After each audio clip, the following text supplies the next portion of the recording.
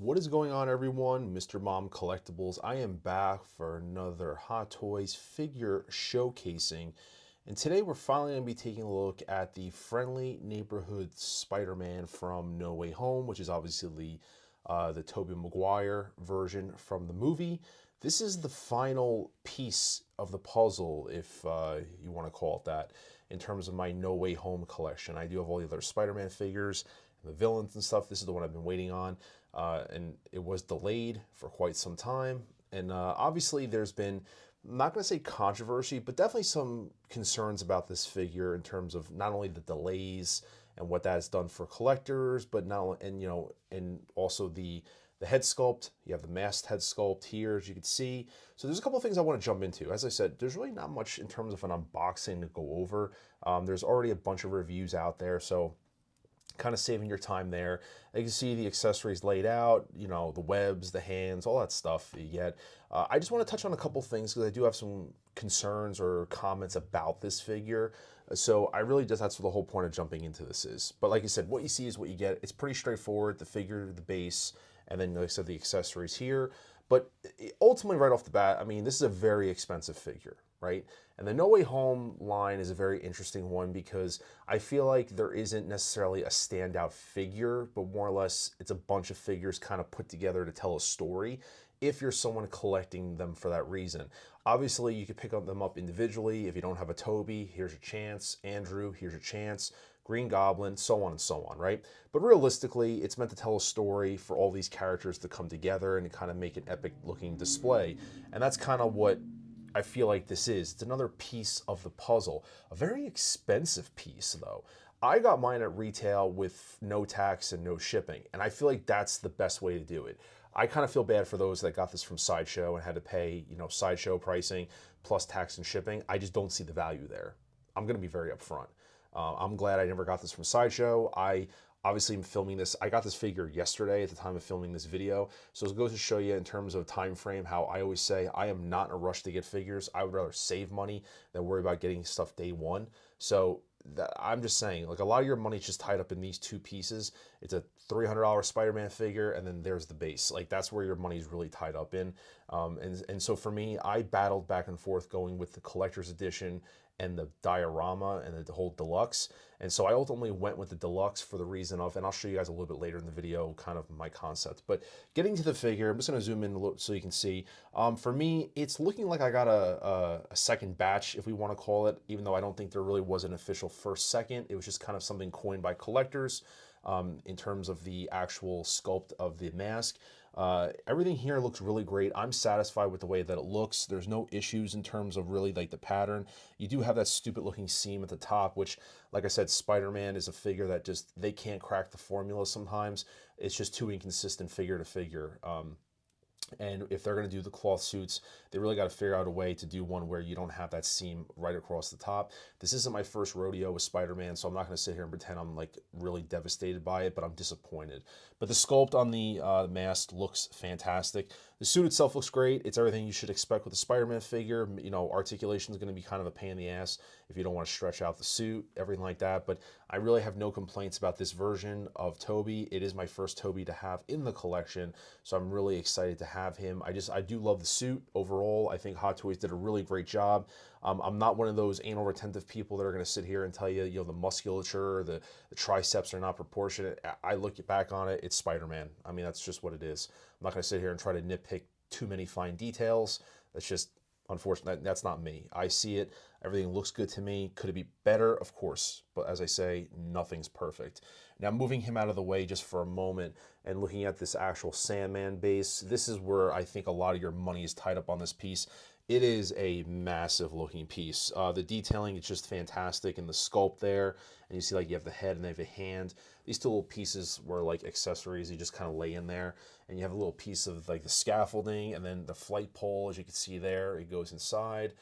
So it's a great looking piece. I've also heard collectors say that there is some kind of texture. So there is some kind of like particles that can come off.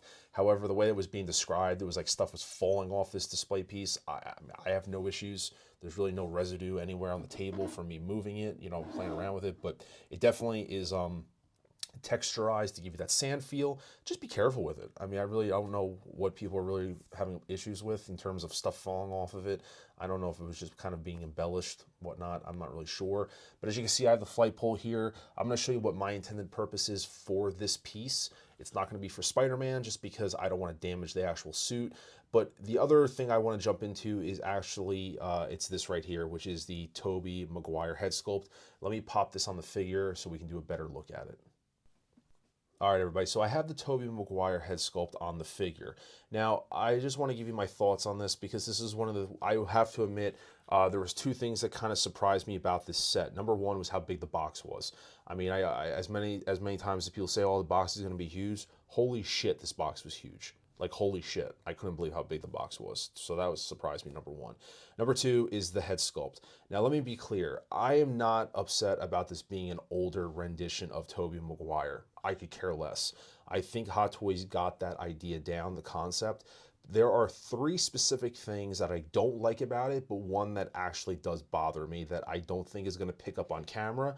You're just going to have to trust me in what I say, and opinions are going to vary. Number one is going to be, let me use this to point it out to you, if you don't mind. Number one is going to be the actual neck connection here. If you have the Andrew Garfield Spider-Man, the original one, or the one that comes in this set also, the Spider-Man 2, you know what I mean in terms of that connection where here's the Spider-Man sculpt. It's like that pop-on peg system. I really don't like it. It's not terrible, but it kind of breaks the illusion of the suit. That's part of the reason why I keep saying that, like, Hot Toys hasn't figured out how to do a proper Spider-Man figure, in my opinion. I just don't like that personal connection on the figure. The second thing that I don't like is the actual seam on the neck. It's hard to kind of see here. I'll bring the figure into better view for you under the lighting, but you can see this, you know, right there, the transition, the seam in the neck. And I don't like it because it breaks up the realism of the figure. And like, that's what I mean. Like, I don't like this here because it just looks ugly. You just have this big, thick plastic seam there. And I also don't like the seam here on the neck. Really, for me, I find it pointless for Hot Toys to do this. I feel like they should have made it a seamless neck because if you're going to tell me it's for articulation, there's next to no articulation on this head sculpt. There's really none. And so that was kind of a fail because I feel like they did it with the Iron Man Mark III 2.0. As you can see there, that head sculpt is split on the neck, and I felt like that took away from it, and I do think it takes away from this as well. That can be a little bit overlooked because when this is on the shelf, you don't really see it. I can, if we're gonna give a pass, once again, this seam here is ugly. I don't like it. I think that's really nasty. It just breaks up from that realism of the figure. This I can give it a pass. The number one thing that shocks me, and I'm gonna try, is the eyes. This sculpt looks dead to me. It looks dead, and it's the eyes. If you could see the light picking up the eyes, they look so glossy. Like, it looks like, I mean, I'm not gonna sit here and pretend to know how they did it. If they put, you know, it looks like they literally put like 3 coats of gloss on this thing, and the eyes just look really super shiny to the point where it doesn't have purrs either. And I know people have said that, you know, he's kind of like sad Tobey with the expression. I don't really have a problem with the expression, but I don't know if it's just the combination of the expression, the eyes. He's got the Valkyrie syndrome where he just looks dead. He just looks dead. And I have to admit, I was quite surprised when I saw this sculpt in person. I'm not saying this is necessarily translating on camera. There's just going to be stuff that doesn't translate all the time.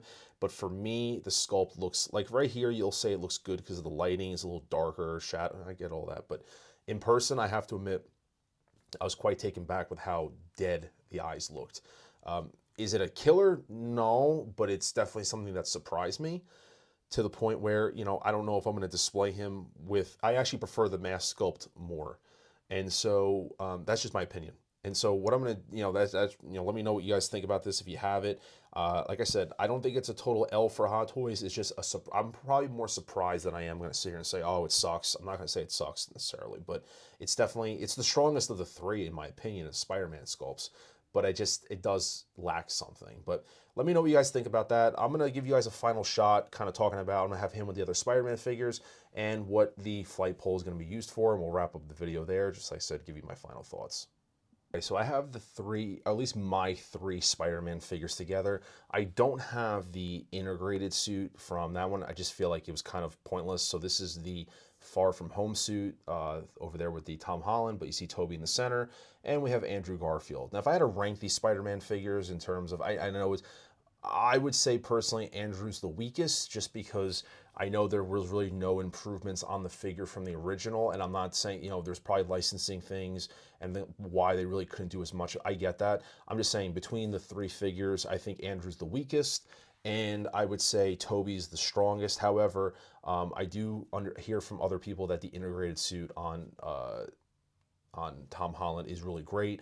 But at the end of the day, it's still the same type of figure, just the suit's different. But I do think overall Tobey is probably the strongest Spider-Man of the three in terms of Hot Toys format. Now, in terms of the actual display piece, you can kind of get the idea. So I actually put Mysterio on there flying, and that's what I'm going to use him for in terms of the villains. Any villains like Electro. So like I don't have the lizard base yet. I will be grabbing that one, and I will be putting Electro on that one. And then I have to figure out a way to basically use Doc Ock on another base as well. I'm trying to get away from using the octagon bases that come with the figures. I want to try to put together a huge diorama, but as you can see here, I have him on the display base with Sandman, and so I'll have him and then Electro. So I'm going to be building a really cool looking diorama for the villains. So that's what I'm going to be using the fight pulp for, is for actually Mysterio. But I want to know what you guys' thoughts are about this. Like I said, drop a like on this video and let me know in the comments what your thought about this. Tell me what your favorite piece is. But like I said, this No Way Home line was an interesting one because I feel like there wasn't necessarily a standout character. It's just like another piece of a puzzle, a very expensive piece. And I think I'm going to probably be doing maybe a follow-up video to this since I just concluded this series of getting the figures that I'm happy with. And maybe kind of talk about that because, like I said, the delays and everything really kind of made me. I'm not gonna lie, with the delays on the Tobey figure, it more or less felt like an obligation to get the figure versus a want. I definitely want it. I'm glad I have it, but there was definitely a time where, like, because the delays were taking forever, I felt like I was more obligated to buy it because it was a missing piece of what I was doing. I'm not sure if anyone else felt that way. But like I said, that's just kind of how I felt. I'm going to let the figure kind of, see how it is. It's going to grow on me, but it's a good looking piece. Like I said, I just wish, I was a little more enthused about it. I don't mean to sound like a Debbie Downer. It is still a great looking piece. I'm happy that I paid what I paid for it. I'd probably be a little more bummed out if I would have got it from Sideshow and paid tax and shipping, because it would be hard to justify where my money went. But the fact that I got it at retail with no tax, no shipping, I'm very content with that, and that's what makes me much more happy about buying it that way. But like I said, let me know in the comments what your thoughts are, what you think about this. Did you pick it up? Did you pass on it? And what's your favorite piece from the No Way Home line? I'm really curious to see what your thoughts are. But until then, this is Mr. Mom Collectibles, and I will see you guys in the next video. Acknowledge me!